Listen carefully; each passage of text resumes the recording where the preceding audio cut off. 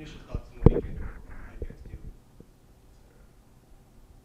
Just first things that come to mind. You don't want to know. You want to ask one of them that question? Definitely first thoughts are just that we didn't show up and show out how we know we can and how we should. And that just, I feel like, leaves us pretty hopeful for the way we can improve on that in the future. It gives us, got to start the bottom somewhere. So that hopefully was our bottom. So it's only up from here. Good answer, Mo. And we'll go coach again. So set one was pretty good. No one built more than a 2-point lead for a little while. And then a 7-0 run by Lipson kind of put that set away early.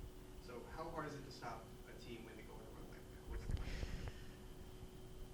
Well, there's two different scenarios where a team goes on runs, and you're probably not going to be able to use any of this. But there's two different scenarios. One is they're actually scoring the points and doing well. The other is that we are making the errors. So the scenario that we were in set one was more on our side of the net. So it does, talk about a game plan, going out and stopping them in that situation. It's more about just controlling our side and our mindset and our own ball control in those scenarios. They were being very sharp and disciplined in their moves, but in all reality, we were better in that moment. That is just about us calming down and remembering who we are and being able to go back out and play and come back from that deficit. And we'll go to Mo actually to play off that a little bit. As players, as that run develops, like you see 3, 4, 5 in a row. What do you tell yourself? You trying to diagnose what's going on? You trying to just stay focused 1 point at a time when you go through? I like to take it 1 point at a time because I feel like if you look at a 7-point lead and try and be like, oh, we have to get all 7 right now, you're just going to get overwhelmed. So I try and take it 1 point at a time. And within the team, we say a lot of just focus on what your job needs to be right now. Just do your job efficiently right now in this point, and then next point we'll do it again. And hopefully that's what stops it. But a lot of it was, like Christy was saying, just on our side of the net. So that's actually a lot easier to fix than if you're just worried about what's coming at you. But instead it was on our side of the net. We'll go over to left. So you and Mo actually both started set 2, 3 for 3 on kills, 3 attacks, 3 kills, both. Good job, Mo. So how does that affect your confidence when you know you can get up and put it down whenever you want? And Did you know that? Whenever you want. Wait, can you repeat that actually? what's it do for your confidence when you maybe didn't realize you were 3 for 3, but you guys both started really hot and Xavier got off to a lead because both you guys expected? So how your confidence built from that? Yeah, I mean, it definitely helps build confidence if you know, you can see the opportunities on the other side of the net and what's already working. Yeah, it builds your confidence. It does. It does feel good. Does it lead you to more aggressiveness play or anything like that? Is it just kind of that play works, let's move on to the next one, whatever it is? I think it does help with being more aggressive too. If you know what's open, then you can go there again, maybe a little harder the next time. And also, I feel more at liberty to choose where I want to go if I can see multiple things at once. So. Okay, and we'll go to Christy. So you won set 2, and then set 3 you fell behind 12-7 before you took a timeout. Yeah. Immediately went on a 4 run to get right back in the game. What was your message to the team? What did they tell themselves? If I'm recalling that timeout, I don't think I spoke to them. I believe Ed and Katie took that timeout, so I don't know the message, or if by not talking to them it was a message. So I can't really answer that question. Like it more generic that if you see your team fall down and then they go off a run on timeout, what do you tell them that usually works? It's just reminding them of who we are and calming them down of it's going to be okay. We take it point for point, and we are better than what we're showing. And so just make sure you go out there and do your part of the play the best that you possibly can, and things will work out for us. And next set, you're down by as much as 10, but a 9-1 run got you right back in the game before you ultimately took the lead. It was 9-1. How? Yes, it was 9-1. It's the same thing. I think these two did a phenomenal job in that moment of reminding the team that the set's not over, the match isn't over, and that's what these two kept bringing the energy. A lot was on them of just pulling the team along with them of continuing to fight and to build that confidence back in us. And I think they did a fantastic job. And unfortunately, then we got aggressive at the end, and it just didn't go our way. But the set wasn't lost at the end; it was lost in that 9-1 run. But it does go to show, and I think the team saw that we can overcome anything. And I'll go ahead and go to Mo. So we actually already answered that you don't really pay attention to it, but as these might develop on your side, how do you take it? Is it the same way as if you're doing down 0-9? You just go 1 point at a time, or does it kind of help that you're more added pressure maybe that you had a run going? So we had the 9-1 run, right? Yeah. Okay. We were down. Yeah, we were down 10. Yeah, so I just remember, I think when it started getting just like really bad, I think me and Elsa were out at the time. And usually whenever something like that happens, we just look at each other and we're like, all right, let's just make something happen. So I definitely just kind of went in there with that mindset, like, just got to make it work however. It's like, we have like our little like mottos, and my motto is like whatever it takes. So just kind of do whatever you got to do to get it done. But I think it was just really important to try and, like she said, like for me and Lo to kind of know our role on the team and try and pick everyone else up as much as we could. So it worked, I guess, pretty well. If you're leading, maybe there's not as much like per point pressure to come back. Is it any like you look up and you see, oh, we scored the last 6 points? Is there more pressure to get that 7 to keep it on going, or is it deflating if you lose that next point? It's pressure almost in a weird way, I would say. Like, I feel like there is pressure to keep the run going, but it's also taking off pressure at the same time, because once you see like, oh, we've had the last 6, you feel a little bit more free. And like, even like Lo was saying, like, build your confidence so you have the liberty and like the freedom to feel like you can do whatever you want. And like, like if I hit one out, like it's okay because we still have this big lead, like we can go on it again if we need. So it almost takes some of the pressure off, to me at least. Coach. Finishing was a little bit of an issue in Lipscomb. Set 2, you were on set point for a little bit before you finally clinched, and then set 3 and 4 obviously didn't go quite your way. So my question would be, how much harder is point 25 than point 2, if at all? No, they're the same. Every point matters. Is there any way to diagnose to try to like? You really don't like any of my answers. How to diagnose it? It's all mental. It's 100% mental, and that's why we're losing those sets. That's why we're losing those matches, because we're putting more weight on point 20 to 25 than point 0 to 5. But you can't come out slow and then finish strong. You got to come out strong at the very beginning, and that's a mentality thing that we have to continue to address with the team right now. So no, there really is no difference in each point because they all build up to get you to the finish line. And to cap off, we'll go to Moriah. 19 kills, career day for you.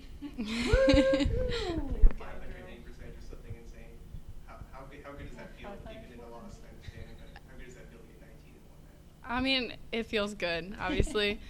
But, like, it wasn't just me. Like, our service was on fire, and Kerrigan was giving me great balls, and there were just open spots on the other side, so it did feel good, though. And then, I don't know if everyone knows the story, but this is your 3rd year here at Xavier. You're finally playing, so all this comeback run, how's it good to be on the court now and contribute and play? It's awesome. It's everything that I've been hoping it would be. I obviously didn't get through rehab by myself, and I've had a ton of help getting to where I am right now, and it's just great to finally be playing volleyball.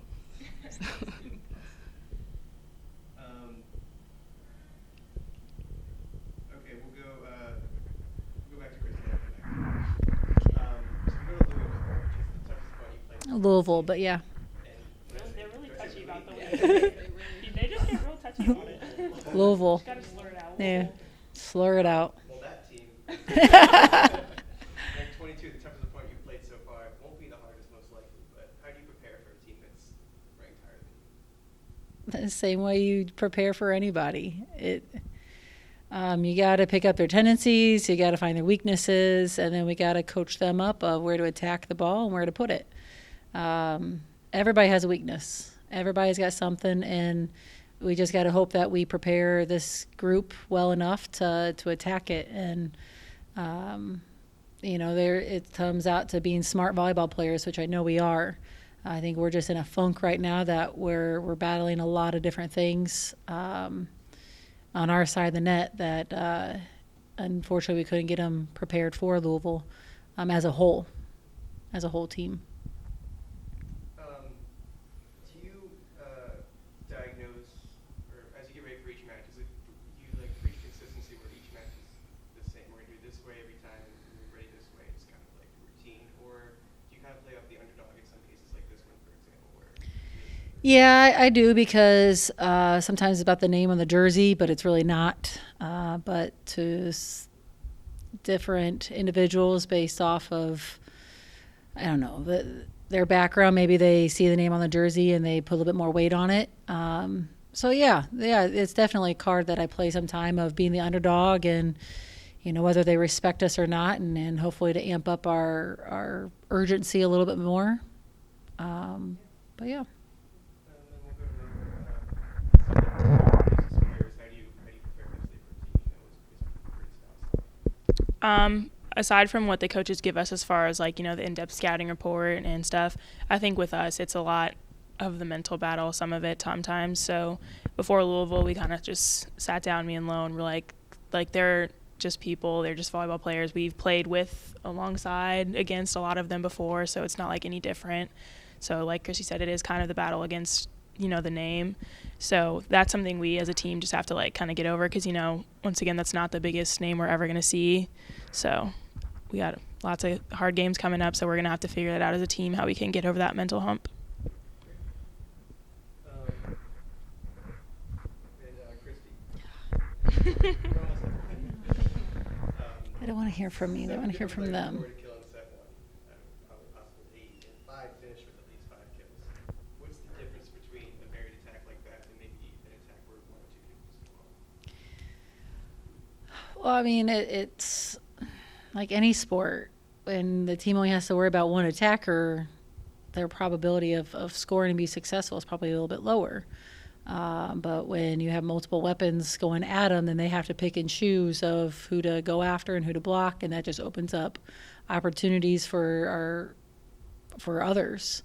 We want the opponents to go one-on-one against us, and so that I have complete faith in all of our attackers to score against a one-on-one situation.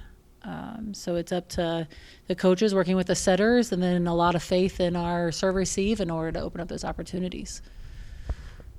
I'm going to skip ahead for a second and come back. UC has one really good player. Mm-hmm.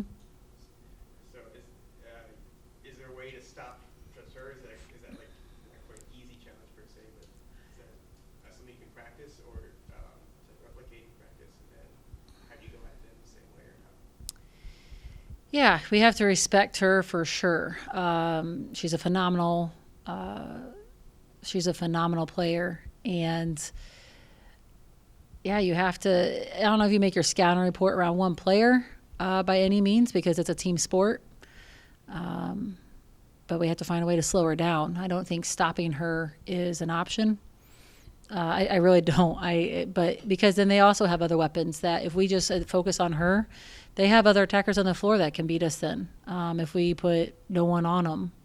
So we have to respect them as a whole team, but yeah, figure out a game plan to slow her down and be able to stop everybody else. Okay. And Lauren, going back to Louisville, they got to big, like set 1 was pretty close for a little while. I think hung in into about 10, and then they kind of pulled away. And set 2 and 3, they pulled away pretty early, but the lead never got worse. So you can kind of take this as positive and negative. But how hard is it to kind of dig yourself out of the hole once you get down 8-2 back 1 currently? It is definitely hard, especially mentally, just to try and figure out what exactly is going wrong. But I think it's definitely something we can fix and we're capable of fixing. We just have to come together as a team and decide to fix it. Okay. Now, GUC officially, is this just another non-conference game, or is there a little extra with the rivalry going on? I don't know what I'm supposed to say to this.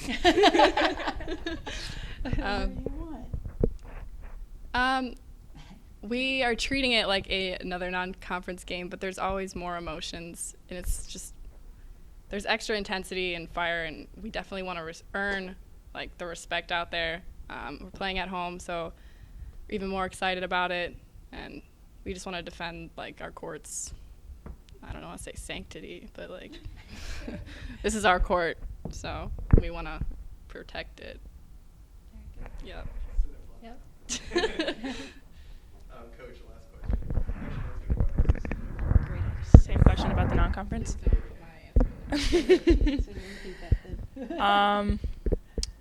Yeah, I mean, it definitely still is like just a non-conference game, but like she said, it definitely does, person to person carry more weight. Like, I mean, I don't necessarily like have friends or know anyone at UC, so I don't know if the rivalry is like super strong in me, but me personally though, like I know that if there's people on the team that do have friends at UC, like I'm going to play for them because I don't want to have them be embarrassed. Like that's something that motivates me is like I know you have to go talk to your friends after this and stuff, like so I'm going to play for you so that you can have that pride too. And so that's kind of just where I go off of on these games.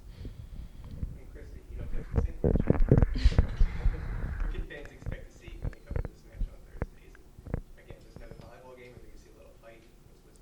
What's going on? Brawls and fights aren't really big in volleyball. They're at net. That's why people usually choose volleyball because of the less physical contact. But yeah, it's gonna be a great night. It's gonna be a great volleyball match, and like they both said, we're out to protect our home court and earn the respect of the town, and that does. I mean, we'd be silly to think that that's not a mental piece of our game, but it definitely is gonna be a very good crowd, and it's gonna be a great match.